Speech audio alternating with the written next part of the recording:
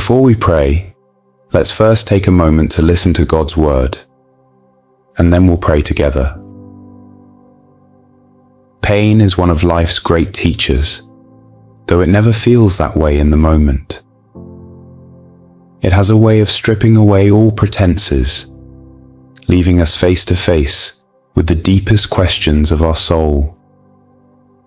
When you are hurting, whether through physical suffering, emotional wounds, or spiritual battles, it is not easy to remain hopeful.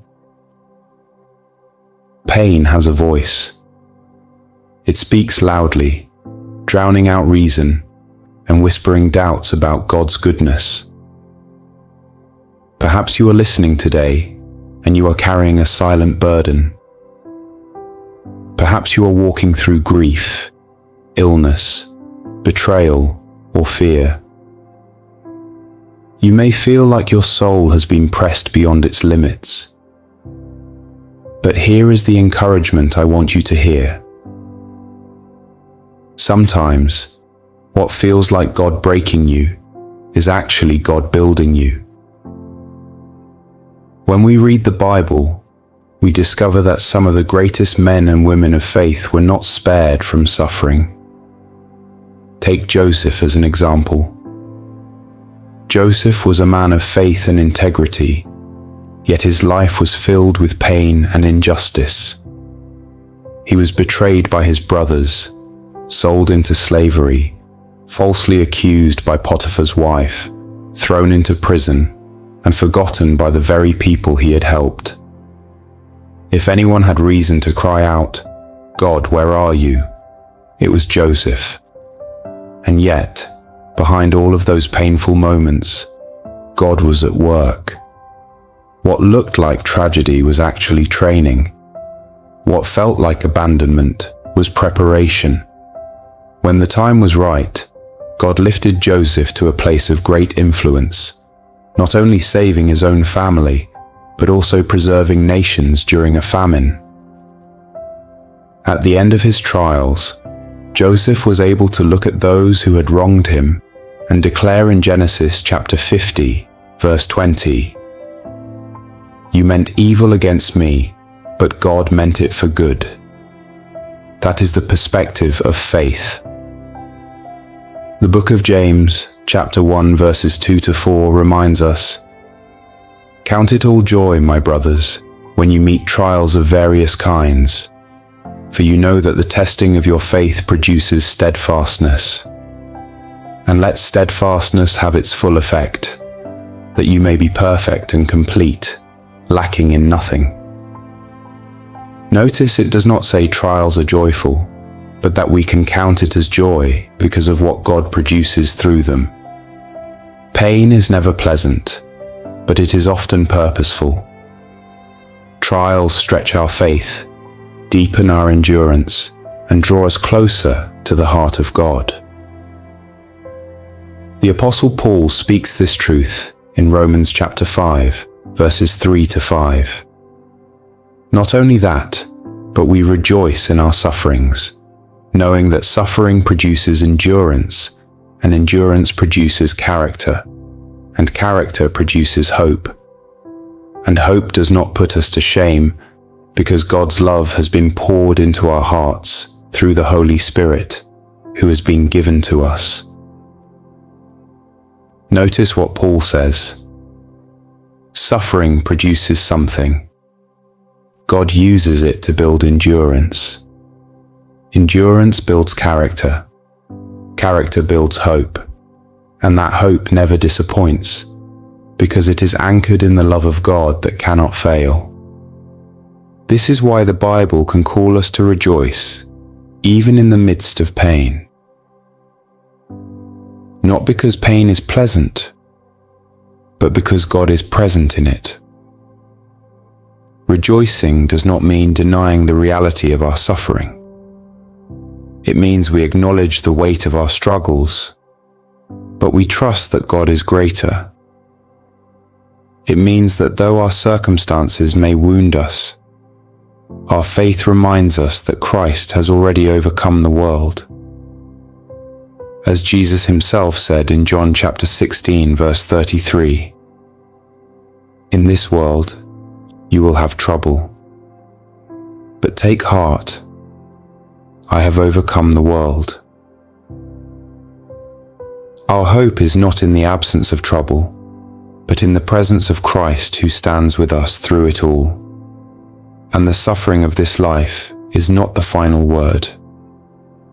The Apostle Paul wrote in Romans chapter 8, verse 18, For I consider that the sufferings of this present time are not worth comparing with the glory that is to be revealed to us.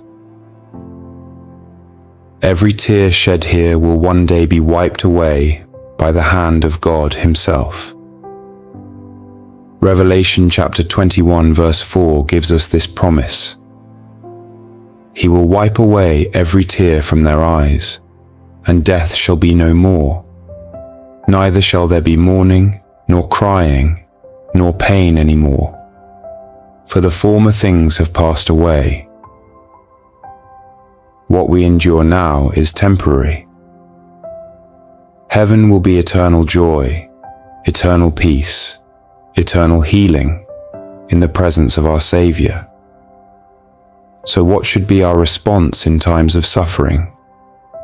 Like Joseph, we must trust that God is at work behind the scenes.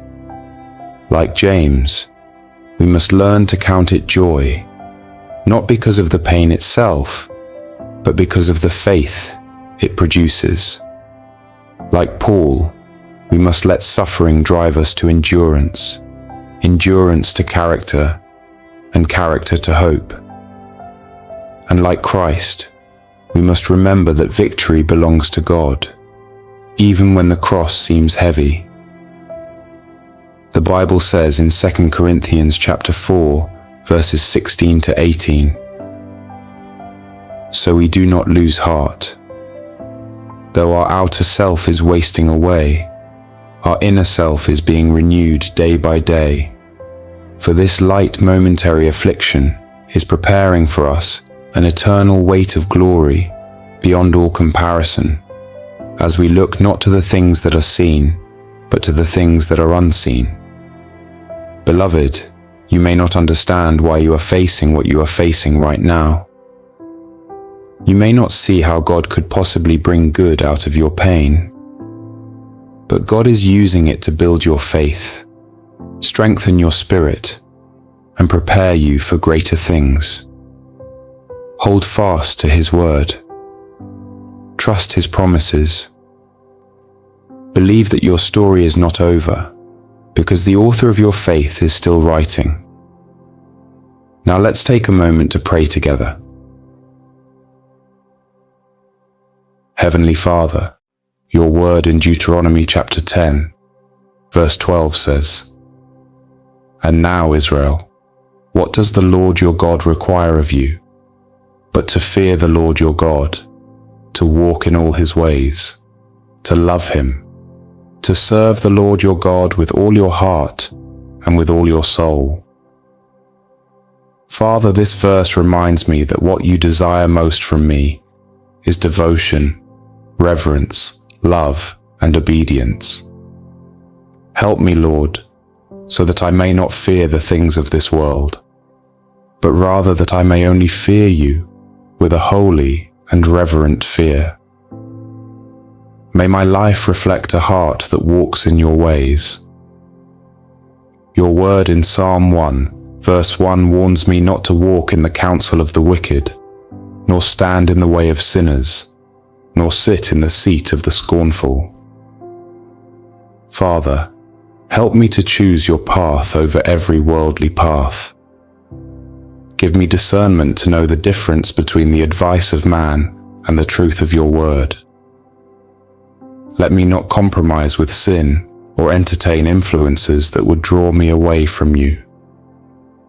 My heart's desire is to be fully devoted to you, to hunger and thirst after righteousness, just as Jesus said in Matthew chapter 5, verse 6, Blessed are those who hunger and thirst for righteousness, for they shall be filled. Lord, fill me with that hunger every day. I ask you, Father, to remove everything in my life that hinders my growth in you. Pull out the weeds of bitterness, pride, fear, and doubt. Break down every wall of distraction or temptation that blocks me from chasing after you with all that I am. Lord, I ask you to free me from the chains of the past. Heal those places so they will no longer hold me back from walking in the freedom of Christ. For your word, in 2 Corinthians chapter 5, verse 17 tells me that if anyone is in Christ, he is a new creation. The old has passed away, behold, the new has come. Let me walk in that truth today. Lord, I lift up my eyes to you, for as the psalmist declared in Psalm 121, verses 1 and 2, I lift up my eyes to the hills. From where does my help come? My help comes from the Lord, who made heaven and earth. My help does not come from people, money, or worldly solutions. My help comes from you alone. My strength to endure trials, to overcome temptation, and to fight spiritual battles is found in Jesus Christ. Lord, I will stand on your promises and speak victory before I see it. I will declare by faith that I am more than a conqueror through Christ who loves me, as written in Romans chapter 8, verse 37. Your word is living and powerful, sharper than any two-edged sword, as Hebrews chapter 4, verse 12 reminds us. When joy is missing in my heart, I will turn to your word that says in Nehemiah chapter 8, verse 10, the joy of the Lord is your strength. When my mind feels restless, or when confusion tries to settle in, I hold on to 1 Corinthians chapter 14, verse 33, which says, For God is not a God of confusion, but of peace. My portion is peace, my portion is joy, my portion is to lie down in green pastures and be led beside still waters, as Psalm 23 promises. Lord, restore me fully.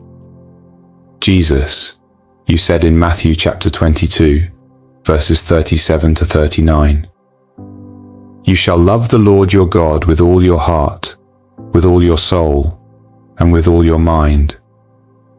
This is the first and great commandment. And the second is like it. You shall love your neighbor as yourself. Lord, give me a heart that is obedient to these commands. Take away selfishness and pride. Transform my heart so that it beats with your love. Replace every trace of hardness with a tender spirit that seeks you above all. Place yourself at the very center of my heart, my soul, and my mind. Let me crown you as Lord of every part of my life. Your word in 1 Peter chapter 1 verse 13 tells me to gird up the loins of your mind, be sober, and rest your hope fully upon the grace that is to be brought to you at the revelation of Jesus Christ. Today, I choose to rest my hope not on my own efforts, but fully on the grace of Jesus Christ. Thank you, Lord, for this amazing grace. I rest secure in the knowledge that your grace is enough for me. Father, I bless your holy name. You are great and greatly to be praised. So today, Lord, I commit myself once again to walk in your ways, to love you with all that I am, and to serve you with my whole heart. I put my trust fully in your promises, my hope fully in your grace, and my love fully in Christ Jesus. May my life bring glory to your name. In the precious and powerful name of Jesus Christ, I pray. Amen. If this prayer has touched your heart, please type Amen as a sign of faith I pray that every blessing in this prayer is now upon you in the name of Jesus. And if you need a special prayer, feel free to let us know in the comments. We would be honored to pray for you. May the grace and peace of our Lord Jesus Christ be with you always.